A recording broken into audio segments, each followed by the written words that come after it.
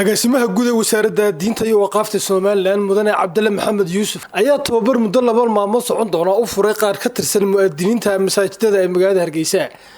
Sida agaasimuhu sheegay, tababarkan ayaa kii ugu horeeyay loo qabto mu'aadiniinta dalka, isla markaana ujeedadiisu tahay sida isugu xidhnaan lahaayeen mu'aadiniinta iyo wasaaraddu, isla markaana loo ilaalin lahaa waqtiyada eedaanka iyo macaamilka jamaca masaajidka ku tukanaya.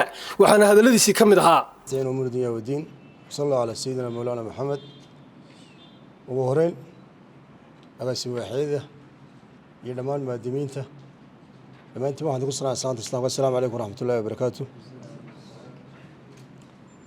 كل واحد يسوقنا بيتوبرك مقدمينته والله جاي الرواية يسكحنا توي سارد ديو مقدمينته عم بقى يمدى مساجد ده إن شاء الله وامركوا هريسبان في رياين وكلنا waxaanu sii noqon doonaa mid joogtayno oo aynu gobolada iyo dhammaanba masaajidooda inaynu gaadhno mowduuca inaynu ilaalino si aad ogtihiinba mu'aadiniinta iyo a'immadu waxa weeye waa kuwa ugu muhiimsan ama muraayadda laga dheehan karo masaajidda.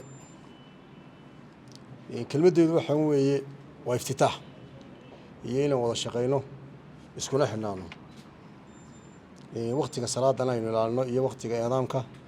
وأنا سعود وينيا. السلام عليكم ورحمة الله وبركاته.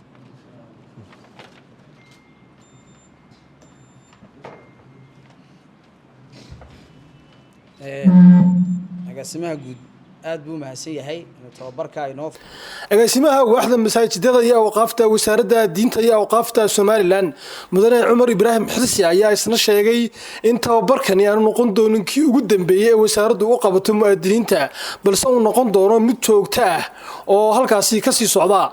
waxaana hadaladiisii ka mid ahaa tababarkan runtii wuxuu qayb ka yahay marka dadaalka ay wasaaradda diinta iyo waqaafta ugu jirto inay tayeyso aqoonta mu'aadinka. marka insha Allah ta'ala waxaan rajaynayaa in tababarkaana aad ka faa'iideysan doontaan.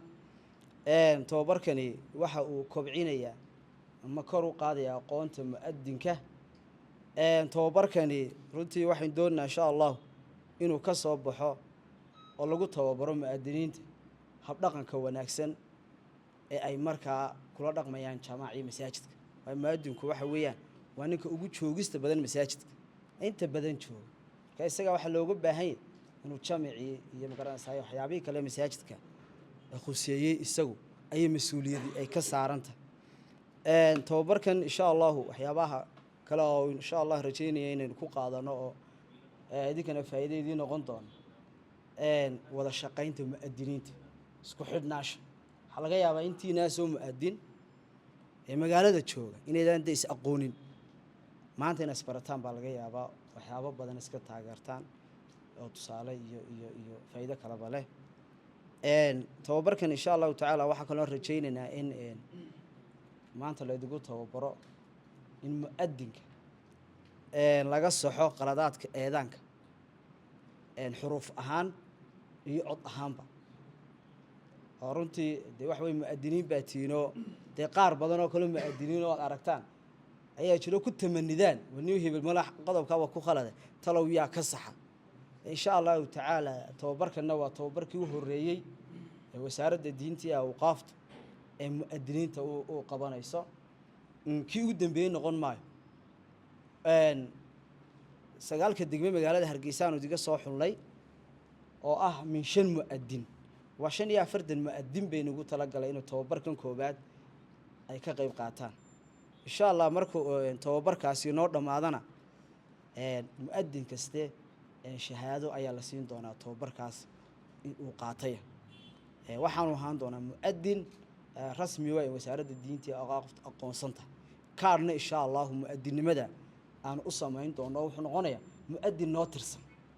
haday tababar noqoto iyo haday kulamada wasaaradda noqotoba mu'aadinka halkan tababarkan aanu siinay shahaadadana siino liiskana maanta noo gala waa mid aan ku xisaabtamayna insha Allah ta'ala taana saasa uga warhayn doontaan.